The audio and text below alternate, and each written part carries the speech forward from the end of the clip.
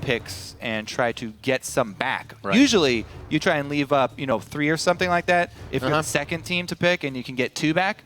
But even as blue side, Team Coast could leave us so many, they could swing back and get 3. And on the board, as you see, bans are going through, but it's not Aurelia all over the board this time. They'll be coming up this time slowly. it is... Nocturne has banned out. I can't read that. What? It's microscopic. That is Janna's full name. This is a ban for ants, Riv. Down there.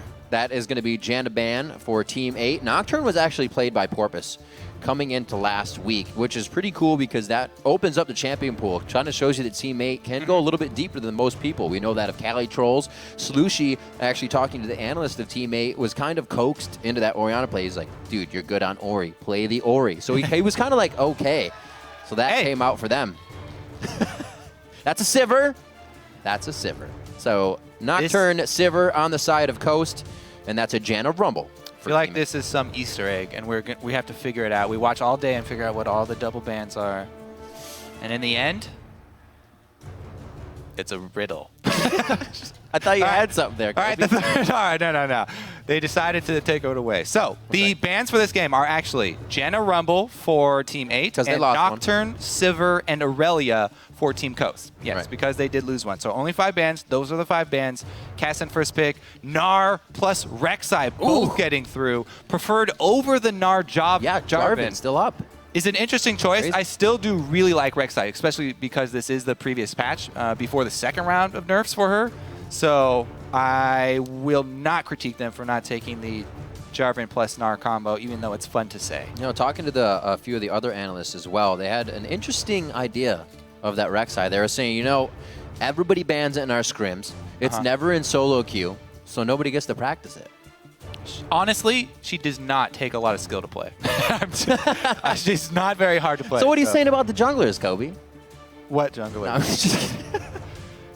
Anyway, she's really easy to pick up just because everything she has is melee. So the skill required to play Rek'Sai is mostly about planning routes, preparing your tunnel route, your network of tunnels, and then growing accustomed, obviously, to the sonar aspect. All right. And Coast, we see them obviously not, as we said, going for the Jarvan. They are panning out the rest of their team, with Graves being picked up for Maple Street coming into this game. He's been kind of on the Sivir train. We're going to lock that in. We also see the Kassadin that could go either mid lane or top lane for Team 8, so they're kind of giving themselves the ambiguity as they come into this matchup.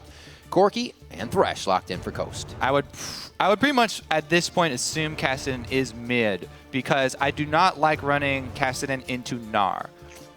So I think that they are going to still pick something for Cali Trolls, which is always exciting because that guy will play many champions in the top lane that others will shy away from. Vel'Koz is an interesting choice for support. Definitely has good poke value. That's a really annoying lane to play against, and that's for sure. It would put a lot of pressure on a Thresh Corki before Corki hits level 6. That's true. So that would be an interesting duo. Kassadin already locked in means they do have Chase. So they want to spread the team out. So they've got Kassadin, who would be able to chase somebody down, and they've got Jax for split pushing. So if they focus some Jarvan attention into the Jax lane and can get Cali Trolls up to a Trinity Force on his Jax, and they might be able to spread the team out and allow Kassadin to really make use of that mobility. Let's see here on the side of Coast, though. They've already got this very solid squad that we've seen many times. Rek'Sai and Gnar are both very strong for team fights, and as we've said so many times, the Corki mid game, the poke that he brings, the Trinity Force spike that he brings, really allows for a lot of these teams to take control in that mid game. And they're playing different as well. Obviously, the team is different as Ahri is locked in, but across the board, we look at the play style of Mash. It's not what we saw from him in the beginning. He's not trying to highlight himself as the only AD carry that's going to make the game happen for the team. Everybody kind of takes their own role, and I think it pans out well for Coast. A lot of people should think they should be 2-0. Don't deserve it because of that one call, but they're definitely a team you can't just leave to the wayside and not train for them for the week. They will catch you off guard. That is definitely something to keep in mind. If the endgame shot calling is a weakness for Coast, split pushing is a great strategy to really pick at that weakness. Yep. So if Team 8 can actually get CaliTrolls to the point where he's a big threat, then they can force Coast into some difficult decisions. It's something that Cloud9 like to do a lot because High is so good at the end game shot calling, and because they all listen to him and move immediately, they can split push very often and really take advantage of teams that are a little bit less decisive. Let's see if they can do it here, though. They did lock in some pick for themselves, so Team Coast looking to combat the map spread from Team 8, and Ari definitely does have the ability to pick off along with Rek'Sai, so if we see some Rek'Sai tunnels get left up for a long time in enemy territory, Coast can easily pick somebody off. One thing you definitely have to look for when playing against a Rek'Sai, you got to be careful of those windows and where all of the tunnels are. Coaches meeting up in the middle as they leave the teams now. It's all up to them. And we actually, heard a few things in videos. Zion put out his video saying it's really hard to watch from the outside. I've never experienced this, but it's really tough to watch the team play. As the teams stride onto the Rift, cast your vote for who's going to come out on top. Send hashtag T8win or hashtag CSTwin to @LOL Esports. And as we hop onto the Rift, both teams obviously looking for a win. As we come out this week, it is 1-1 for each. A win over TSM coming from Team 8 lately. And impressive. That win over Winter Fox for Coast recently as they come into this game, hoping to carry that momentum. An interesting thing about this season is there's no super weeks. So if you're not, I'd say a lot of teams are going to go 1-1 in the weeks. Say that just happens, right? 2-0s that are going to happen. They're going to feel good. But if you get all your wins early, and you can, go 1-1s or more 2-0s, you're going to stay at the top. There's no super weeks for a team to fall from grace or to gain 4 games. It's going to be tough. You have to win all of them as they come up. And right now, Team 8 and Coast hoping that's the goal. Yes, indeed. Both of them looking to get that second win right here. Somebody's dream will come true today, Rivington. Hopefully not in 80 minutes. We have the Kassadin Classic start with the Flask.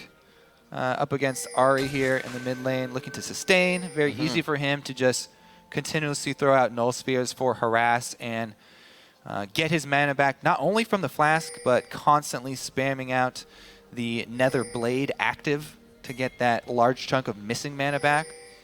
So he will be very free with his null sphere casting. Once Ari does hit that level 6, though, will be fairly scary. Remember, this is the old patch, so Ari does not have the extra move speed, the whole rework thing. Not actually in effect yet. However, remember Jez's long-time Ari player. Yeah. Whatever patch, one of his favorite champions. And even though it isn't the rework Ari, he's going to make a lot of use of his auto attacks. It's a big part of this matchup. Ari has very responsive and long-range auto attack for a mage. I'll look to get a lot of those in and try to abuse Kassadin. When he's not paying attention, what do you think? TP for Chris to the bottom lane because of the swap top. It looks like he wants to get too fast here.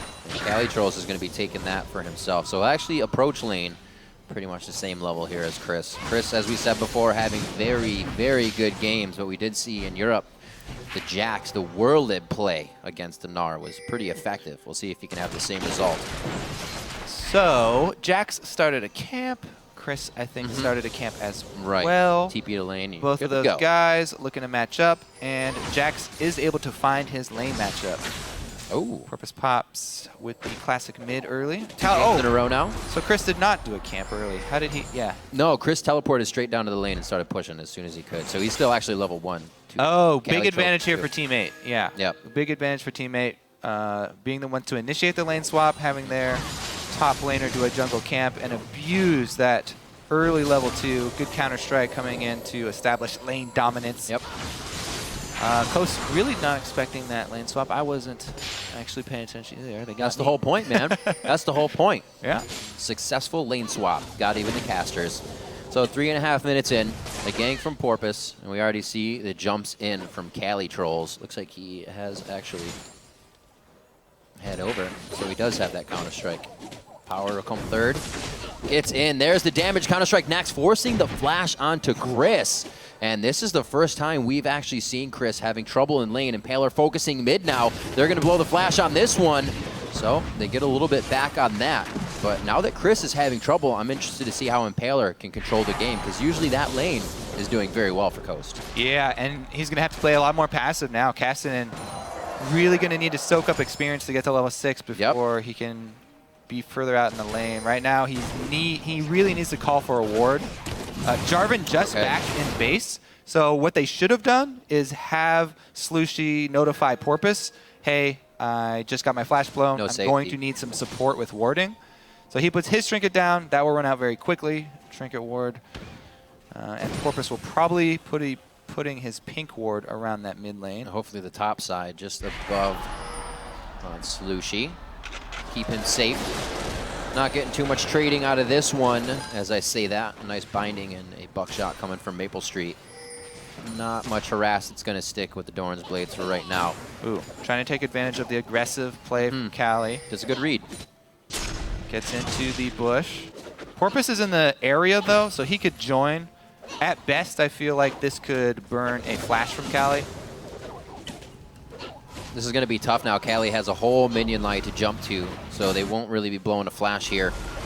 They're also going to be able to go on this. He's not going to try to flash. They're going in, and Impaler is in big trouble. That's a few more hits. No long-range attacks coming in for Team 8, and that is what saves Impaler's life. A beautiful counter gank coming in here from Porpoise to fly down the river. And they actually did burn Cali's flash there, even though it was aggressively looking for the kill. Trying to get the kill. In the end, Summoner Spell burn for Cali. I mean, he did trade it for the junglers, but still their goal was to try and curb this Jack's aggression. Can he actually? I don't know. Cali doesn't have exactly a full combo of mana, so they got to hit it perfectly. Yeah, I don't think he can actually get a kill here, so he's probably just waiting for a counter gank. He suspects a return from Rek'Sai. How much time is this costing Porpoise, though, if they don't get anything out of it? Yeah, exactly. That's always the problem with counter ganks. Now it's a Minion-R, though. A bit easier of a target. Yeah. They could at least get a chunk on him. Knowing the flash is down, they're really, really sticking on that. Could be the jump. Oh, he actually gets popped on his jump, so he's there for the full duration. They got everything to happen perfectly. So that was just Chris popping the jump a little early. Yeah. I think. A little excited. Well, he was scared about getting bursted out just in the duration of the knockup, chained right after the stun. So worst of both worlds there for Chris, though. Goes down. Impaler looking to take advantage of the flashless Cassidy, level 6. Oh, very nicely done. Gets it. Knew they would take a little bit of damage, but they also knew they were coming out with the kill. So that'll help Jez's get going. Impaler still making moves. The bottom lane may have gotten a hit, but he makes sure something happens in the mid lane for Coast.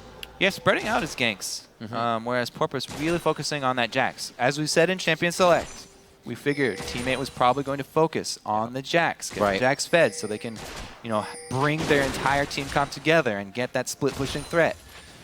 True to form, they did. Meanwhile, Rek'Sai spreading his love around the map, looking for top now.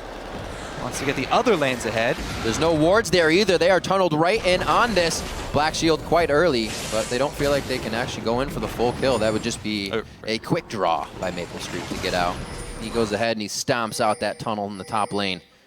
And we'll have level 6s actually coming soon here. You can see 75% up that experience bar for Porpoise. So we may see actually another hit here on Jez's in the mid lane since he just had a dive. Let's see here, yeah. Slushy going to try and stay topped off from now on. Yeah, he's got the catalyst. It should be okay. Should be a bit safer. Jez still has his Ignite, though, by the way. So that all-in from RA still extremely scary for the mid lane. If there's any sort of return from Rek'Sai. That's just a farming ult. The majestic farm alarm. The farm alarm, I like it. What were we going? Oh yeah, Jax. Jax has gone with the first item Sheen. My mind is still scattered from the first game of the day. The Jax first item Sheen actually tells me that they still want to go aggressive in the bottom lane and they want to get more kills for Cali. That's gonna hurt. Because he got with the bursty combo. Well, that's not little. That's not holy macaroni! So had that been a little earlier, Spirit Rush was down. He took a little too long. Well, I mean, that's really poor. Like 20 seconds. It's just really poor teamwork. That's true. Yeah. If you're going to go in at all, Lucy had no idea. If you're going to go in at all, you both go in at the same time. There we go. We see the burst, though, from the Sheen early pickup from Jax.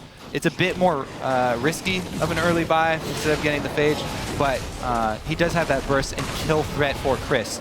And this is the type of player that Callie is. He always looks for the opportunity to kill his opponent, to really get that pressure by either killing them or forcing them out of lane. He's definitely a bully. Looking for a gank now, actually, is Callie. He's hatching that ward there. In the Both brush. of them are going through wards, so a lot of attention paid mid here. And Jez is really coming out on top so far. You just mentioned Callie being able to roam. That means he's having a little too easy of a time in bottom lane. But like you said, focusing on Jez's for the time being, 70 to 54. And the Phoenix Codex helping him to get a little more AP under his belt to start off. Figuring he can keep distance from Slushy on that. Now getting the blue, he should be able to be a pretty big nuisance here. We might actually see some roam out of him if Slushy also leaves the lane. 63 to 53 here on the bottom. Callie Trolls, we have to remember, playing very smart as he did the Wolf, or Raptor camp first, I should say, and then teleported to lane, meeting Chris, level 2 to level 1. And he's so far been able to work that advantage the whole time. Good help from Porpoise. You can tell the dynamic of the lane now. Callie has all of the pressure, all of the kill potential, and Chris is just trying to sneak CS with the boomerang. Constantly getting bullied by Callie. Ooh, trying to sneak here. Little bit too sneaky. Callie makes the pay. Everybody in the audience felt that one. Chris with a black eye. Yeah, he's going to have to leave on this. Chugging the last potion he had anyways. Santorin have something to say about this game. And right now, a lot of the game has been all about Porpoise making moves with the rest of the team. Helping that bottom out. Impaler hasn't led his team astray on this one. Still helping to get kills. That's the brush control. Flays the quick draw. A few more shots. One more bullet. No, he cannot get it to hit. That's the rest of the mana. The teleport right in the middle of the fight. Two-man counter-strike. That's Mash getting mashed all the way down. Sheep's the next one. This is the level 9 Callie Trolls now. He's going to be able to wreak havoc. Oh, of course he's going to flash. A nice black shield is Dodo. Hardly any utility to himself in mana and health. Still knows he has to stay in the fight. Teammate come up with a nice kill in top lane. Callie is such a beast. Comes in, you know, as I said, he likes to punish the person that he's facing against in lane, and then uses teleport offensively as well. Picks up another kill. Remember the game plan from Champion Select for Team 8 this time. Jax, get him fed enough so he can be a giant threat. He's going to be split pushing. Already, Callie starting to take over the game. Love that hook, though. The hook from Sheep was magnificent. Maple spams every button to get out of that. Even the buckshot. But he's able to dodge the last rocket, which is the important part. And he even gets off the extra damage from his collateral. Coast here, during the replay, took the opportunity to jump on Dragon. They know that there's no teleport from Callie, and Callie went back top. So good job by Coast. Good choice. You know, bringing that one back. Callie, though, up top. Nobody wants to go lane against him now. He's going to shove that lane in, put a lot of pressure on the turret. Chris does not have teleport either, so he's going to have to walk all the way up there. And Callie can really put a big hurting on this turret. As we said, early Sheen plus just the passive of Jax. He will wreck that turret and stack up his passive up so that once Gnar gets there, he's going to have a fully stacked attack speed passive, and he can just jump at him through the minion line. If Chris gets too close, he's going to feel it. They're really working on this bottom lane. The wards are cleared. I thought it was going to be a Dark Passage Lantern, and then Impaler would have the move to keep going in, but they decide to back off. Jez is with a bit of an unnecessary roam.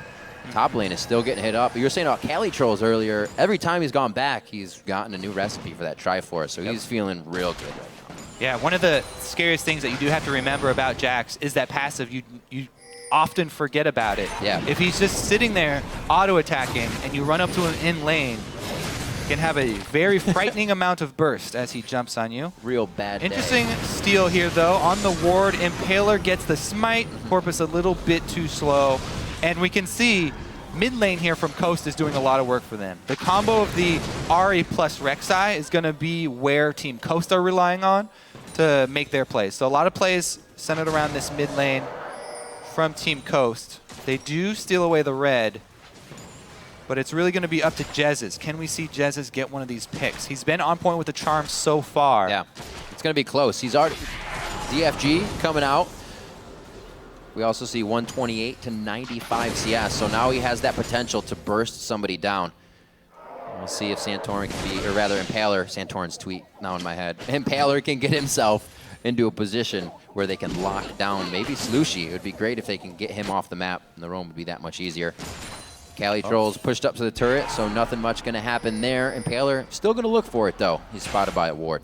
Yeah, that'd be a rough dive to pull off. Yeah. I think what he's doing right here is looking for a counter gank because Gnar has no turret, and Gnar is behind. This, to him, it looks like, oh, this is such a juicy lane for Porpoise Pops to gank. So I'm going to bet that he's going up there. Uh-oh, Jez is here. He comes up big. The DFG means he can go hard. Doesn't even need the Foxfire to actually go out. That goes off of a last tick of Ignite. They go hard. Both summoners down on both sides as we they're diving have a Cali fight in the bottom lane. Cali getting dove as well. Coast really wanted to make some plays here with no mid laners to really come and attack this. They're able to get some good damage down. Cali makes it out alive, really unscathed in that instance. But plays trying to be made here. It's good What to see. a power play here from Coast. It all stems from Jez's solo play in the mid lane. Jez is, as we said, he was going to be one of the two we were looking for, him and Rek'Sai, to make a play for Coast. He does it. Solo kill onto Slushy in the mid lane. Let's see how this starts. This is how Porpoise goes and answers, though. Yep. So Jarvan can cover a lot of distance. He can jump a full screen if he uses everything. Flash, flag drag, Cataclysm. Great cleanup there from Porpoise. However, it was still a great power play there from Coast because Jez's makes the solo play. It draws the jungler. So once they see the jungler on the map, up top, Impaler, who is already in position, they force down the turret. So you get an objective after the single kill from Jez's. Definitely something on the docket after they are able to achieve one thing they check off. One, then the other. One and then the other. Right now, Jez is back to lane. He gets blue. I wouldn't be surprised if he tries to go hard and push Slushy out of lane once again. He's going to have that ultimate back up. And he actually had Slushy before the Ignites even went out on the last attack. So feeling good. He'll probably go hard once again with the DFG. Rod of Ages on Slushy is charging up as Impaler feels comfortable enough to start getting pink wards in, and even to see this as well, that they're defending them, tells you how strong they feel. Well, you know that they are very well aware that their main source of power here is the picks they can get with Jez. So the way to bolster that power, vision.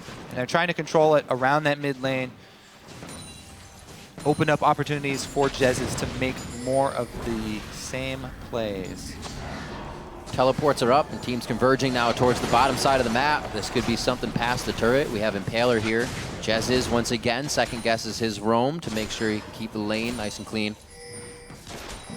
Once he gets down here though, these fights are going to explode. More trouble for Chris. Cali Trolls into the lane with the full Triforce. Chris, however, not doing too bad. He does have the Randuins built up, so at least he can take some of that damage now.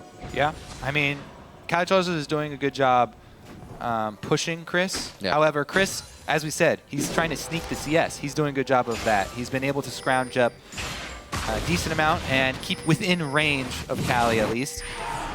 However, being shoved up to his turret, it makes it harder to answer teleports. When Cali is the one constantly shoving, dueling power of Rek'Sai means there's one option for Jarvan. You run. Run away. Especially when you have Jez roaming around with vision control. This is how the mid lane matchup shows up in the jungle matchup. When your mid laner is that far behind and Jez brings a whole bunch more kill pressure, then you really have to respect it. There's still a big amount of damage coming there from Slushy. Jez has to keep himself safe, even though he does have a good escape. Seeing that Cali Trolls and the rest of the team can kind of keep that one goal in mind, to keep the split push going, is good. A lot of teams will stray from what they initially did once they start to get a lead. It's good that they're locking into it. Yeah, I like that they're just going with more. They're trying to capitalize on the pink ward that they have. Use pink ward as bait. Yep. They already have a canal in place, just waiting for the picks. There's Chris a is flash. such a good target, though. They're not going to wander over there. He's available.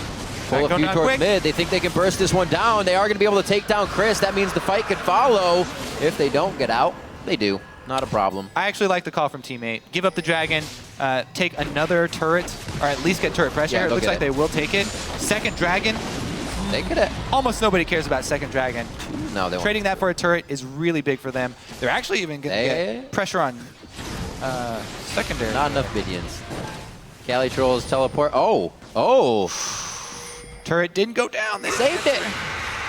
Oh, wait a minute. Here comes the Void Rush as well. That's going to be Impaler, and it looks like he misses as he goes to burrow. Cali Trolls gets a little more free time with Mash, and he takes him down. This is going to be Dodo coming in now. Soul Shackles goes out. This is going to give him a perfect escape. They can't follow past Lushi. He can slow them all in the AoE, and Coast is just left wondering now as they chase down the Wild Goose Chase to repair what happened to Mash Me. Great job by teammate to reorganize. Yeah, I like that. Good roam there from Dodo as well to cover the retreat. Cali Trolls, once again, comes up with an aggressive teleport play. Red buff number 2. Corpus secured. Got it. Very nicely done. So Coast actually gets out of this one just huffing and puffing. They didn't get too much. They were forced to leave. We'll see this once again. All right. Cali is not scared of the Rek'Sai Scream, jumps in. Oh, so that's one of the things, actually. Did you see how you cannot change the distance of the tunnel for Rek'Sai? It's one of the only frustrating things about playing Rek'Sai is that you can't control the distance. It's a set distance every time. So he dashes where he thinks Cali's going to go, but ends up on the wrong side, not able to get the knock up and protect his AD carry. Allowing Cali to get the kill and jump out. Porpoise, though, no such luck. He's like, hey, this is this home side court? Well, how are you guys over here right now? Cali's so big. He's just going to take a few. 3 members. Takes a good amount of hits to get him down to half health, which is going to spell good things for when the team fights come for teammate. There's different targets to be organized on. Slushie with a nice clear and his Void Pulse, and they are easily able to secure this turret, only losing a bit of health. I don't know if they might have to give it up here. Chris is in Mega Gnar form. He can still get a good initiation. That's going to be a big one. Teammate did not expect this, but that's exactly what you have to wonder if Coast is going to do, is just jump on you immediately. Jazz is in and out. A lot of the team has the possibility to do that. They close the gap, and then they disengage with a nice fight. Showing why Gnar is such a popular early pick. Yeah. Even though he was kept down in CS and he was getting bullied quite often, if you make the ultimate work, your team fight, your mid-game team fight, he's gone full tank, he's got his Randuin, that's all you need. You always have that insurance policy. Look at this, his Gnar is about to run out. The last second, he hops in and gets the ult plus the Wallop. Yeah. Boom, back to mini Gnar, doesn't care at that point. He got everything off that he needed. Took him by surprise. Play there from Chris. There's actually a fair bit of time when you're winding down from Mega Gnar, and then you get the speed up anyways from Hyper, so you're safely out of there if you can get the move. Very nicely done, Chris. A little bit of the mind games, and we see that Coast is not afraid here to make the moves on teammate. Taking a bit of a lead, definitely in turrets now, a little bit in gold, and 2 dragons to their name. Don't give up for teammate, though. They still have Kassadin. Rod of Ages almost done stacking here. 1 more tick to go for Slushie on that. Plus his needlessly large Rod already, and he makes the Zanyas. Now he can actually be another form of initiation. Jumping in, popping Zanyas, and then able to either continue the chase or opt for a retreat. Yeah. Jez's, though, with the not forgotten Deathfire Grasp, still available in competitive play for this week until we switch patches. So his ability to pick somebody off and pick 100 to 0 them is definitely going to be a big thing for teammate to worry about as they try to get that vision coverage back. Let's see what teammate can do here. Definitely nothing coming from Coast that they're just going to hand over. Coast is just walking around with their death ball right now. Same thing as teammate. Both are trying to really find the same goal right now. That's why they're not doing too much. 5-5, 23 minutes in, and just a 2,000 gold lead doesn't really allow Coast to pressure the map the way they want just yet. Yep. Wards to be cleared out here. That's pretty much all the teams can do. As we have a minute on to Dragon to be safe. Ooh. So oftentimes you can also use the tunnels as bait, not only with your ultimate, but also if you just stand on the other side of it. Unsuspecting players trying to get that 5 gold. Just about to ask, can you Void Rush to one that they're standing on? Question answered.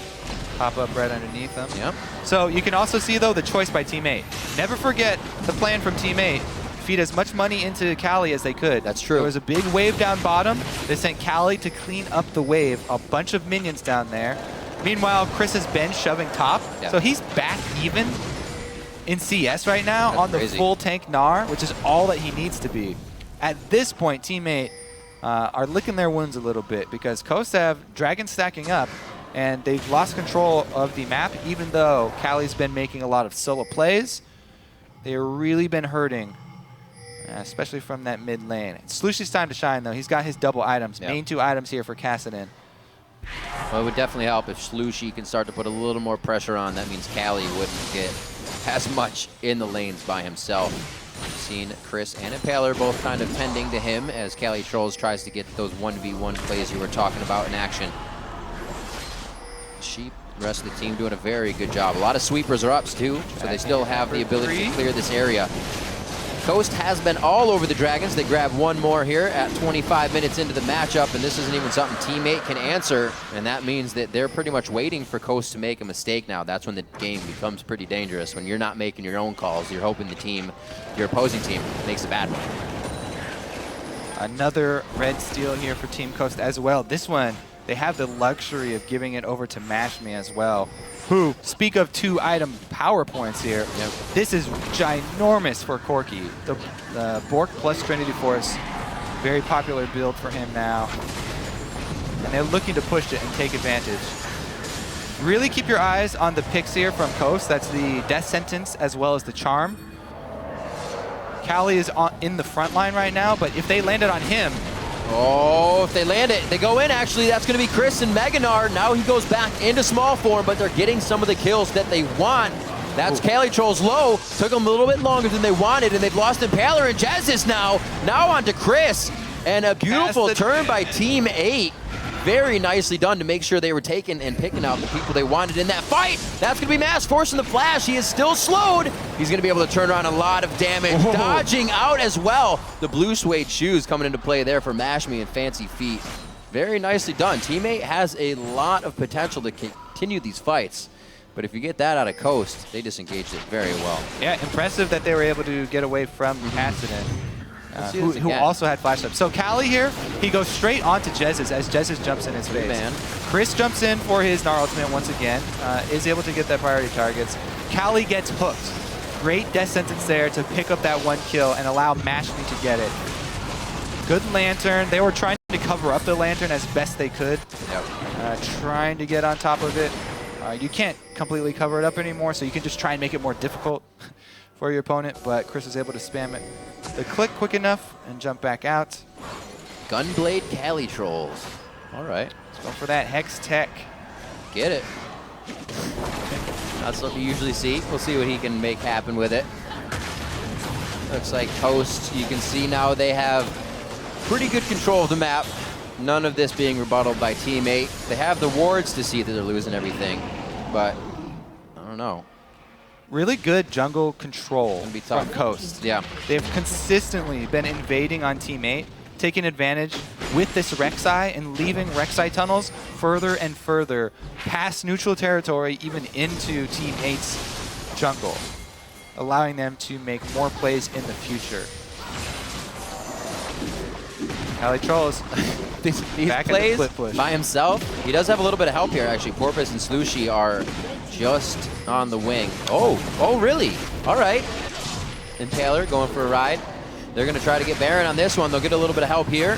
He does not decide to hook himself in. He's going to go ahead for the long way around.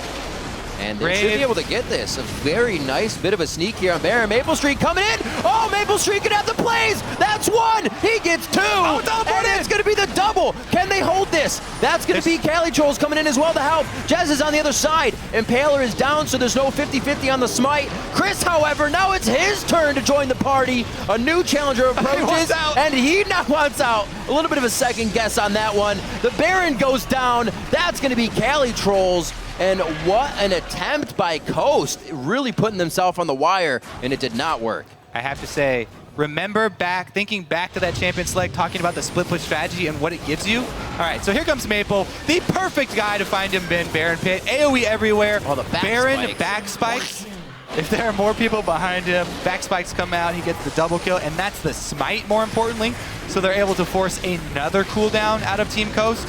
Chris, with the right idea, you gnar everybody back into the Baron Pit to try and get Baron to do more damage to them. However, he had no follow-up from his team. Has to take the exit dark passage right there from Sheep. Whoa, Kalichos has gotten himself into a 1 versus 3. Rough odds for him, and he can't pull it off. Remember, though, to set that entire play up, when we were talking about the strategy from T8, Team 8, I like it using it against Coast. The split push is exactly what they use to make Team Coast make some difficult calls. Yeah. And Team Coast went with a bold strategy of trying to sneak a Baron. You know, they had good ward coverage. They had the people down there. Jax was bot. However, this is the reason why teams are hesitant to do that. Maple Street does go check the Baron. There was too long where they were absent from the map, and it can turn disastrous for you just like that. So good job, teammate, using the split push to force a tough decision and reaping the rewards. Yeah. Kalichos a little bit aggro there at the end. And that started to fill out Team 8 as well. If we look at the team, across the board, kind of the bottom lane is going to be the weakness for Team 8. But things like that, to get Maple Street going, spike him into that last Whisper that he practically did not have as he went back, is really going to start to help. And everybody can participate now as Coast was really, had the ball rolling. Yeah, it not only does it help him, cut through Gnar, but also, since Graves is this semi-AD caster, AD carry type of champion, it really helps with his burst damage. He's got the flat penetration of a Ghost Blade. Uh-oh. Continue. Yeah, so flat penetration a while ago got reworked. Never mind, we're going to take another look at Kali getting picked off. He's getting a little ahead of himself now, and it could start to hurt what Maple Street and the rest of the team have been trying to put together. Oh, that was actually really nice. Good that flash. wasn't a boomerang. That was just a flash hit. Kali, though, cost them Dragon number 4. Rough. Very rough. Rough indeed. He's been trying to make a few too many plays, and while you can't really knock somebody for it, once it starts to pull you down is when you get a little bit agitated. Come on, try to be nice. Try to be nice here. Baron buff. Just and they're not only are they unable to gain objectives with the Baron buff, but they actually lose the 4th dragon. So really, really good stuff here from Coast. Not losing their cool after failing that Baron. Oh, are they really gonna? Okay, Gnar's coming up. He'll be able to clear a bit, but I don't think he'll be able to get close enough to stop this. He is Gnaring out. Never mind. He will stop it indeed. So Coast here in the bottom lane can fend for themselves. Not too much has to be done. Chris trying to get as much of a catch to prevent them from backing, just so the team can do whatever they want. It's not really going to give them an advantage, but they'll be able to grab just a tad bit back and grab some ground. Yeah. Seeing these Zanyas now, it's going to be harder for Jezus to pick people off. There's 2 of them to look at. Yeah, that will make it harder. However, Kalichos has been the prime target for picking off, and he does not have one, nor do they have wards. So if Team 8 continue to go with a split push strategy without the vision coverage to support it, then Coast can continue to punish them for it. If they pick Kali off one more time... Yeah. So I talked earlier about how cool and good it was that Team 8 was sticking to that initial goal. But everything that goes along with that initial goal, like you said, warding, keeping the lanes pushed, keeping all your ducks in a row, starts to fall away. And we can absolutely see that strategy kind of dwindling now for Team 8. Slushi's, or rather Kalichos, is trying to take things into his own hands. And it's a bit disappointing for the Team 8 fans because they did have the Baron buff, and that is the prime time to get that split pushing going and get it set up with your team. But you just have to be safer about it because 2 lanes of Baron buffed up minions can get you a huge advantage very quickly. They lost a lot of momentum though, and back to a fairly even game. Kalichos is getting extremely beefy right now. Looks like he's going for that GA as well. In which case, their team fight is actually much stronger. Oops, a daisy. Posing for the audience, and he's rewarded with giant cheers. This is a bit of a 5-finger volley. He's good. He's good. Watch him, like, seriously need that in the next fight. It is a very, very, very important cooldown for Morgana. Support Morganas work really hard to get that Zhonya's. Hey, at least takes him a long time. You can't blame him for forgetting to use it. That's one of the things. Still some time on Baron. This is teammate setting up for that. Coast. They want to be the ones picking this time. Coast has to be very careful. Clear these tunnels out. You can have a Rek'Sai immediately. Well, now they know you're there. Yeah. You just cleared the tunnel. Maple Strait. Definitely giving away that. No AD carry is going to be waltzing through the jungle by himself. So knowledge up for Coast. They're going to use that to easily defend this turret. And Impaler is going around the backside, making sure they don't get just completely taken apart from either side there. And 35 minutes in, both teams having an idea about Baron coming back up with 4 dragons on the Coast. It'll be a dangerous fight for Team 8. You can tell, though, they're putting in the work this time. Vision down. They want to be able to create the pressure once again. The only problem is they don't have Baron, so really hard for them to actually make these pushes effective. Kosa doing a good job of just wave clearing. Baron coming up very quickly. I would be very hesitant to start that off without killing someone first. I don't think as teammate. Either team. I don't think either team has a mandate. They can actually pull off a Baron. Coast tried, so that's proven. It won't work with 2 right away. But at least they are attempting to get themselves a bigger lead and really close this game out. A lot of times we'll see teams just kind of waffle about, wait for that attack.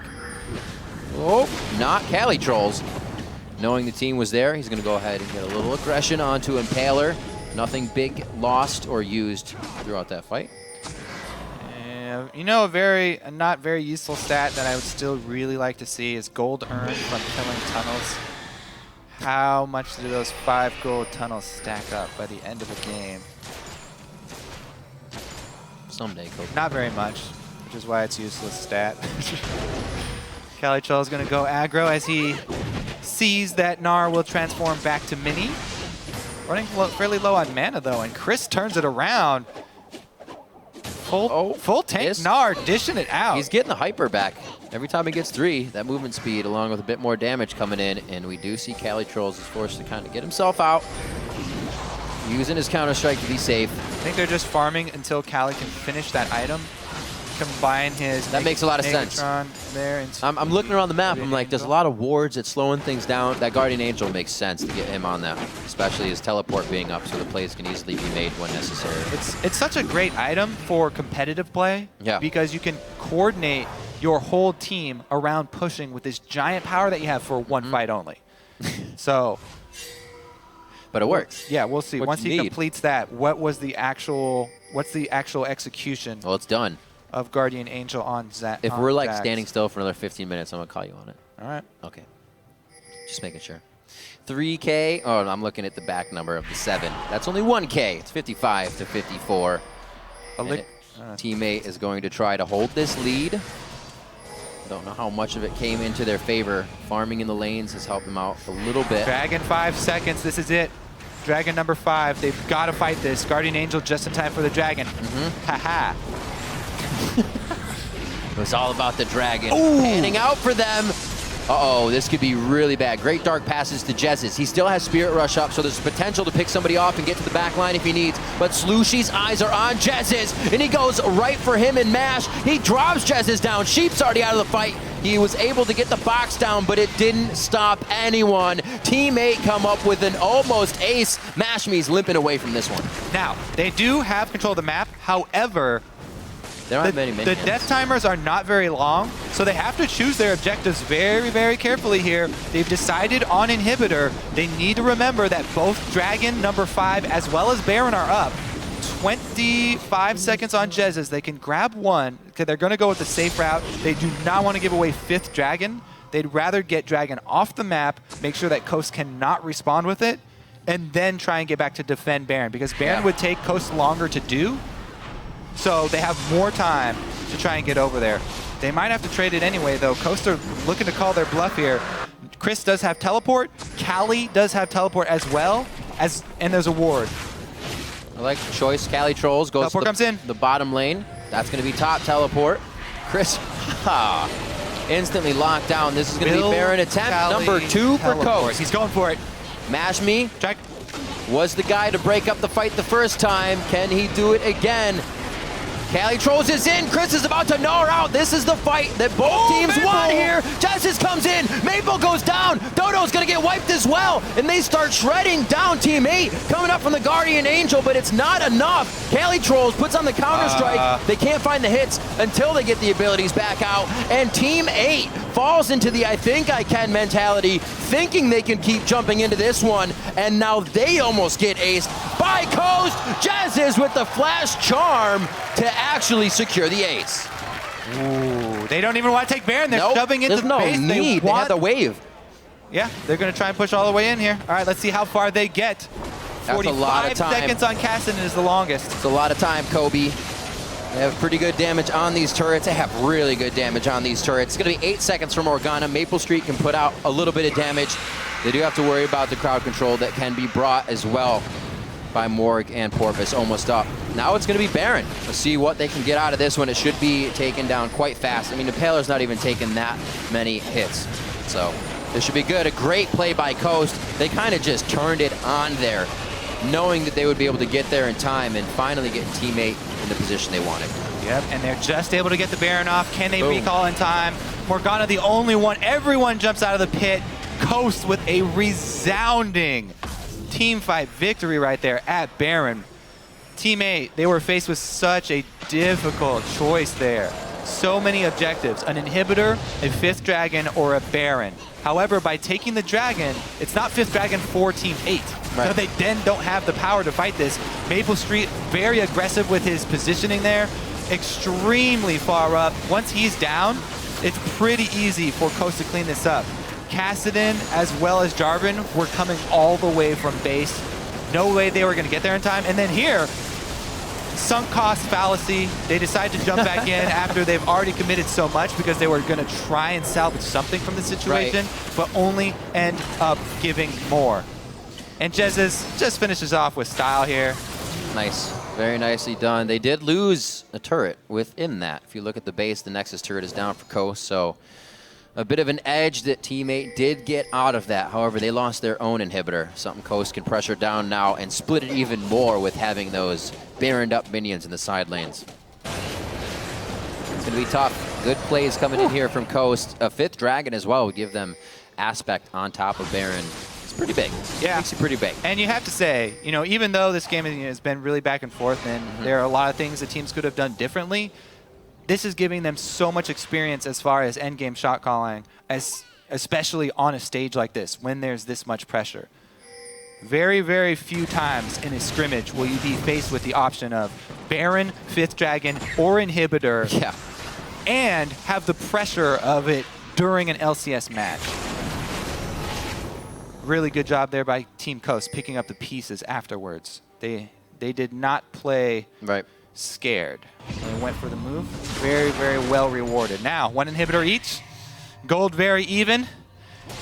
Yeah. Talk about exciting games. A little bit different.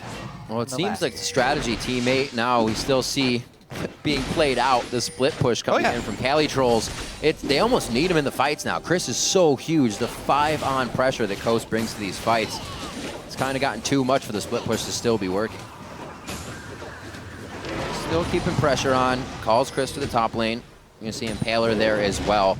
But they're really just clearing out the top, clearing out their waves, and making sure this last push is going to count. Hopefully a last push, at least from the eyes of Coast. Pretty full items as well. Looking through the inventories, we might be 1 off. Pretty much full build of each champion here.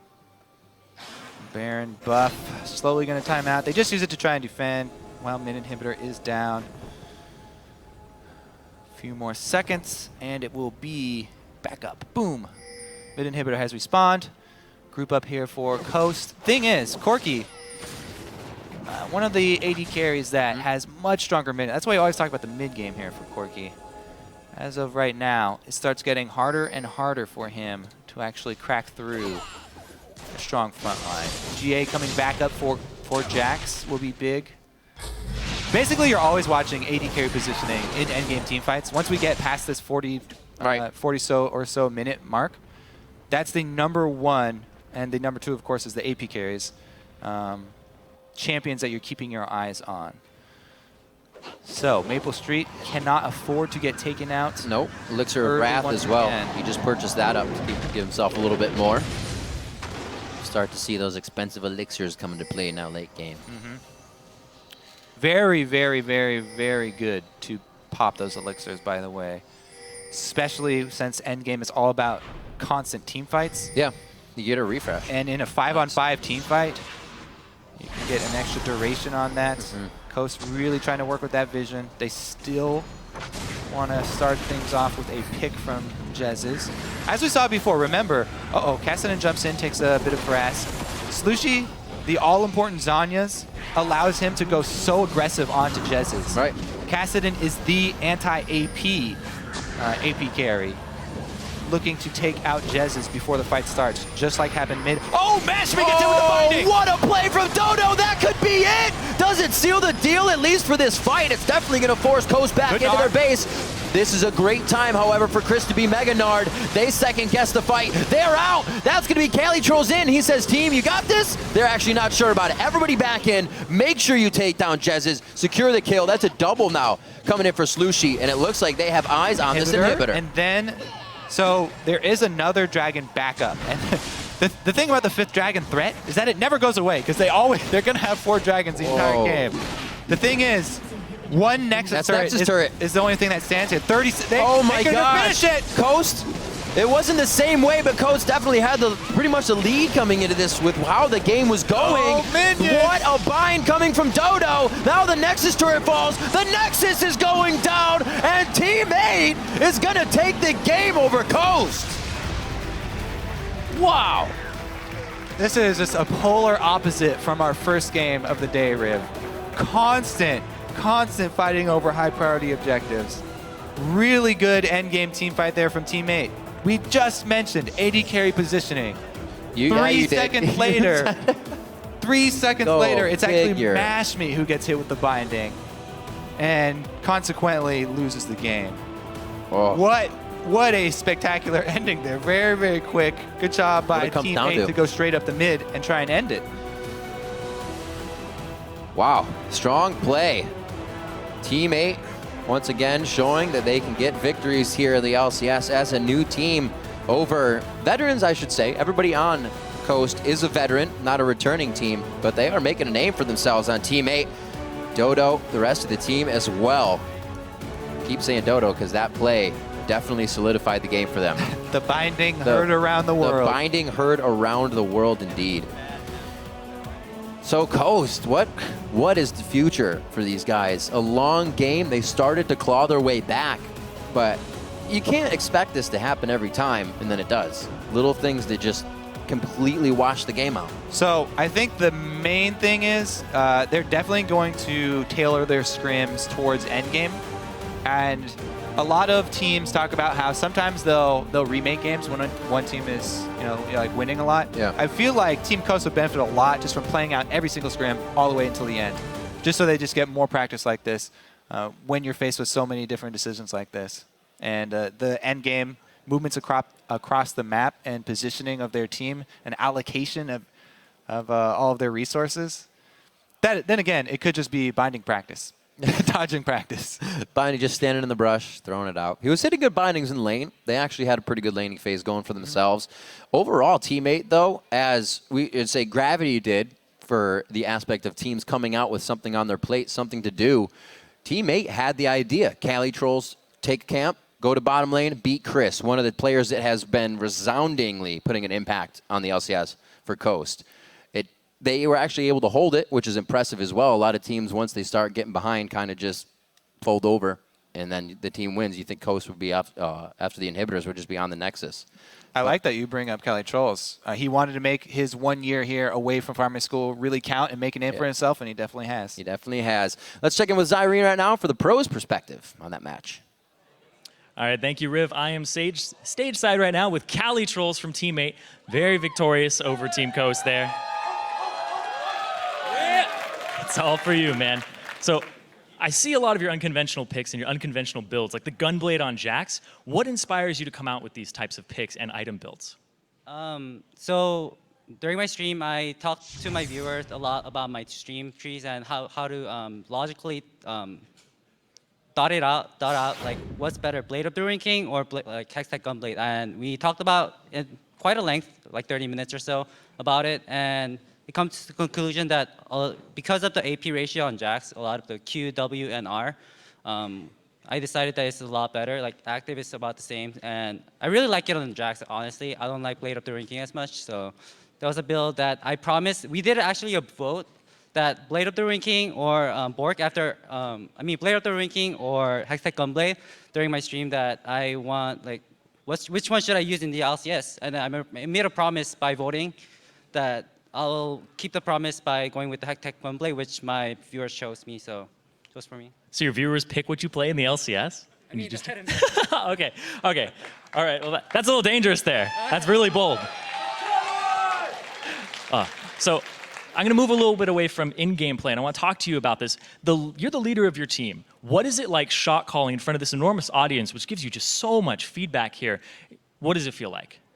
It comes a lot from my personal trait. I just like to make decisions a lot, and my teammates really respect that over the time of the 1 year that we've been a team together. So I really love being able to shot call and being the brain. I shouldn't say brain, like being the decision maker for the team, and it feels great. And I think better during stage, except for the part that I brain farted when I jumped into Arya and died and threw the game. So besides that, I think it was great. Yeah, so you definitely get a huge amount of respect here. And I want to ask you, Callie, you have put aside 1 year to make your mark on the North American LCS. What do you want people to think when they hear the name Callie Trolls after that year?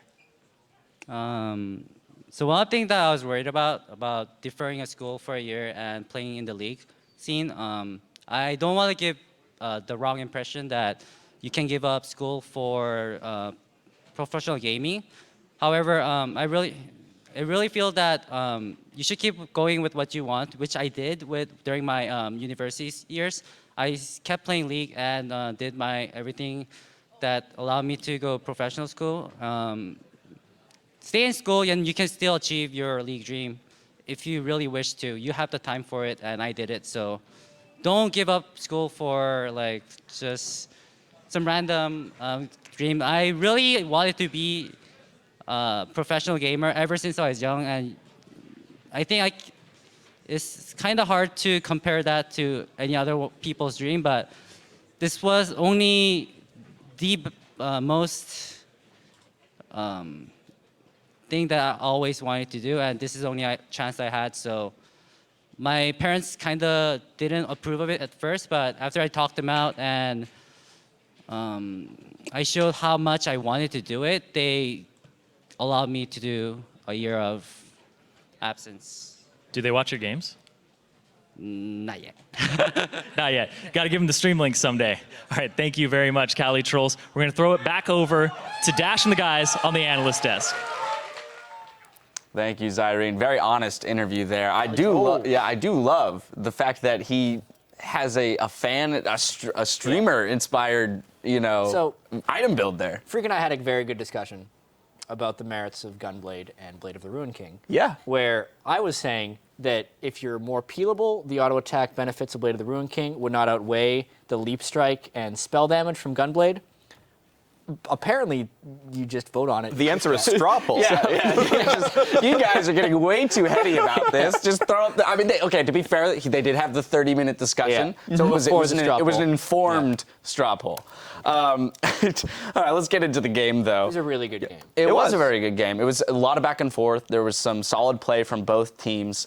I have to wonder, as Kobe was kind of touching on there at the end, where Coast goes from here. Like, what do they learn from this game and the loss? I mean, it felt like a matter of cleanup because the first 30 minutes was played about as you expect, right? We break down the game. Okay, they have a better early game team.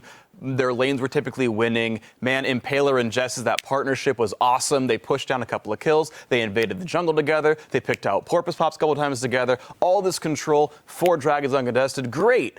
Okay, then you got picked off once or twice. Then you started misplaying the team fights when it came down to your 2 chances to win the game. It's you clean up the moments where it's like, well, don't screw that fight up. Yeah, I thought it was first off, I think Coast will be fine.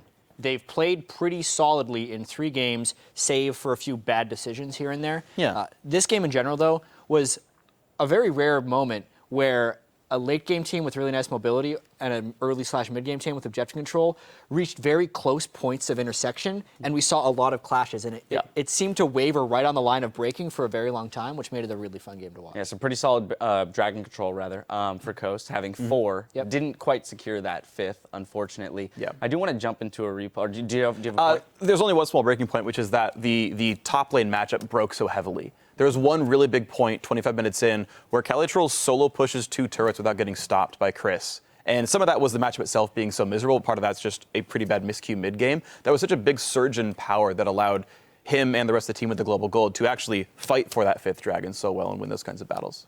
I do want to jump into a replay, just because we have a couple of them. So we're going to go 28 minutes of the game.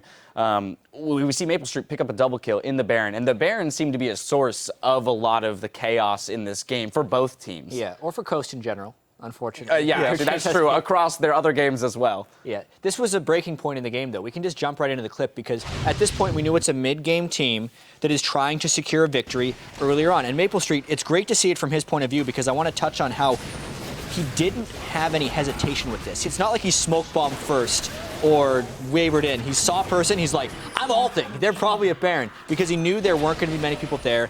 Like Baron at that point in the game does take you fairly low, and it was that split-second decision-making that saved Team 8 that Baron because they got 2 kills and they were able to pick up the Baron afterwards. If he would have hesitated even the slightest, they either bail out the back of the pit or they'd take the Baron.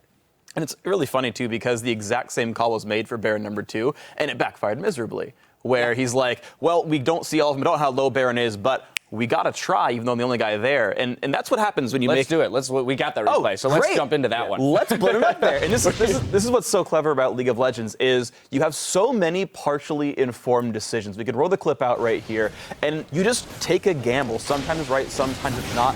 Right here, though, what they really should have tried to do is kite left. They've got Jarvan and Cassidy coming in just to the left, just at blue buff right now. The problem is they get caught, and they run away towards Ahri, towards Jesse, who comes in here and eviscerates everybody. And look, there's the backup. Right there on the screen, there's the backup they could have tried to run to.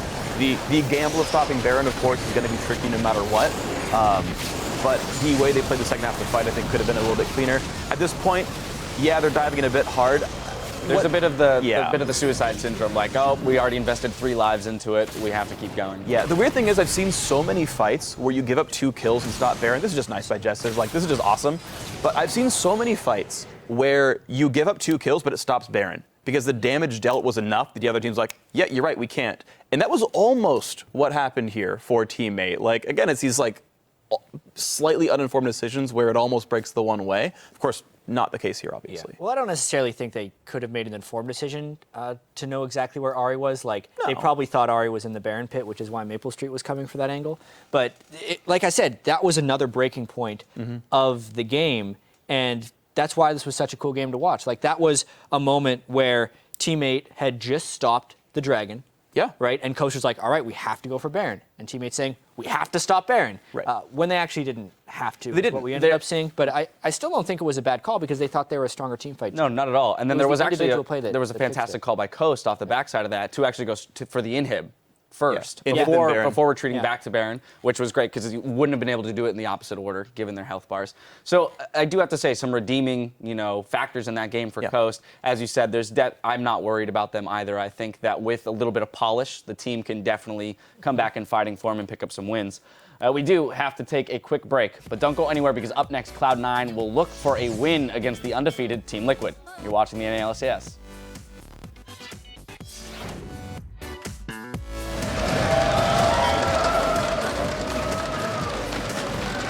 Plays the quick draw, a few more shots, one more bullet. No, he cannot get it to hit. Power's low. Go for Maple, go, flash out. I'm going turret first, going Jax first.